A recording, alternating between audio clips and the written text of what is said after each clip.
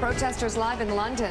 Streets of London filled with thousands of protesters as the G20 summit gets underway. And a lot of news coming out of London, especially pertaining to U.S.-Russian relations. That's a big deal. And joining us now, writer and journalist for The New Yorker magazine, Seymour Hersh. His new article is on the Middle East peace process, and it appears in the new issue of The New Yorker. Just got mine. Thank you very much for joining us, sir. Great to have you on the show. Oh, I'm honored to be following Chris Matthews discoursing Keynesian economics. That's really pretty exciting. And still with us, Chris Matthews in Washington. And tell me what that story about Hungary meant. I mean, you know, where are we? Oh, good. We're going to have a good talk. He is a kick. I love it. This is going to be an exciting segment. But let's first talk about your article and why Syria is so vital to the Middle East peace dialogue. Well, actually, it's along the same vein about how wonderful Obama is today. There is a change in policy, obviously, not only with Russia, as you've been talking about it, also in the way he greets and meets in Europe. But down and dirty, they've been changing policy pretty radically and much farther. They've gone much farther along this administration to reverse the Bush attitude towards the Middle East, which is the same deal, basically, that we're hearing about, which is we're much more rational, much more open, much more willing to look at the world as it is. And Syria, the president of Syria, Bashar Assad, I'm telling you right now, he's been dying to come to the West for 5 years, 6 years. He's been, you know, hand is out, and of course George Bush refused any dealings.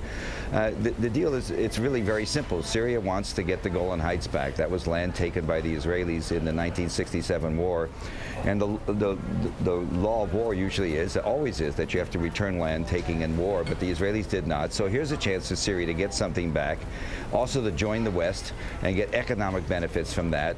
And George Bush always said no. Syria had to publicly disavow Iran, publicly do this and that, and basically crawl in the mud before he would listen to them. And Obama is basically giving a different signal. So Syria now wants to come, and despite Gaza, despite the disaster there and the horrible overkilling, the president of Syria, Mr. Assad, still wants to talk to the Israelis. That's the gist of the story. And Chris Matthews, Seymour Hersh says you're a kick. Jump in. Hi, Cy. What is the role of Hillary Clinton, the Secretary of State, here? You know, I think she's a sleeper. For all that bellicose talk, I think she's really in there doing some great stuff. For example, she sent a couple of her senior State Department aides to see the Syrians the other week. It was a private meeting, and at the meeting, it was a totally different tone. Instead of saying to Bashar Assad, the president of Syria, you know, Hamas, the evil, awful Hamas, the group that survived the war in Gaza and therefore won in terms of world opinion in the Israeli struggle there. Hamas has an office there, and George Bush always and Cheney always insisted we would never deal with Syria until they got rid of that office. Hillary's message to the Syrians is, look, we know you can't get rid of that office. That's too shameful. That's too humiliating. Keep the office, but try and help us with Hamas. Talk to them. See if you can get them to cool down. Work with the Fatah, with the other Palestinian Authority. It's a whole different change, whole different voice. And it's not a hunch. It's not a question of what I think. I know she's playing a very positive role in a lot of ways. Like with Iran, we saw the other day in Europe, she met. I think she's going to end up being a very positive force for communication, for reaching out, for changing the tone, just as Obama is. Mike Barnicle has a question, Mr. Hersh. Cy, hello, Mike. Within the piece, as those seats were in right field, Mike. Yeah, I know. They weren't in third base. They were in right field, but it's okay. The evil, awful Hamas and the rhetoric that's come out of Washington and Jerusalem, you know, for decades. Within the piece, there is just a fascinating nugget that you point out, that the leader of Hamas, sequestered secretly, not secretly, but safely within Syria, is poisoned. And to save his life, they reach out to the United States for the antidote to the poison, and his life is saved. What is the story there? Why would we do that?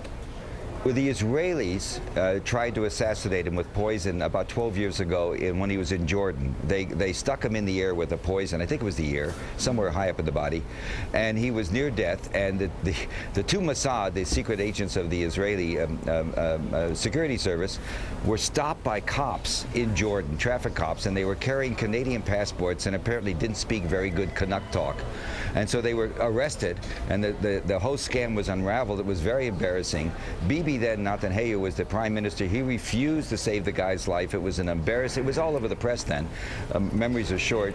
And it was Bill Clinton who said this has to be fixed.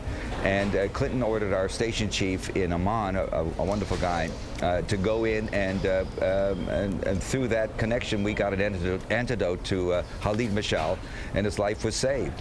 And so we have a question. The question you have is, when you mention evil, awful Hamas, Hamas then and Hamas today. Hamas has survived. Hamas won an election, and I think it's clear that not only Israel, but also the United States is eventually going to have to talk to Hamas. Yeah. And that's something this government, I think, recognizes. George Mitchell, all right. The president's envoy, yes. Chris Matthews? Yeah, I think, Cy, you're great. Put it all together. Bibi Netanyahu, his new coalition partner, Ehud Barak, Lieberman, the nationalist who wants Arabs to swear allegiance to the Jewish state, the Clintons, Bill and Hillary both, George Mitchell, and Barack Obama and Joe Biden. Can they all put together a Middle East peace deal in the next couple of years? Wow. This is the new team. You know something? It's a mouthful, Chris. But the answer is, it's there for the taking. Because Bashar Assad's point, this will take a second, Bashar Assad's, his whole goal is to get a regional peace conference going with the United States working between him and Israel. Ehud Barak, the new defense minister, wants to make the deal with the Syrians. So does Bibi. He doesn't say it publicly. Why? Because they want to clear out the enemies in the north so they can focus on Iran. They believe that if Syria joins with them in a treaty, land for peace in the Golan Heights, they will isolate Iran, and they will make Iran more amenable either to persuasion or to force. And the alternative view is Bashar Assad's, which is he can get Obama talking to us. He can, at some point, he can ask the Americans to bring in the Iranians, and then you're really talking about something serious. A peace agreement that has some land for peace involved, and opening up. And just imagine, Chris, if you're the American president, and you can get Syria, Turkey, and Iran, all these countries that border Iraq, among other places, to work with you to resolve what could be a messy situation in Iraq. It's very tasteful, and it could happen. Wow. All right, thank you. What does Iran get out of it? I'm sorry, what does Iran get out of it? Real quick. Iran squeezed. They lose Syria. They get a chance to work with us, and they get a chance, hopefully, to get this government to start dealing a little more realistically with the Israelis, not give them a blank check. And, Iran's looking down the gun at Israel. Ehud Barak and Bibi have no love for Iran. So there's a big play here, and it's up there. It's up there for this president, and he's smart enough, I think, and so is Hillary, to see it. Seymour Hersh, wow. Thank you very much. His article, Syria Calling, is in the latest issue of The New Yorker.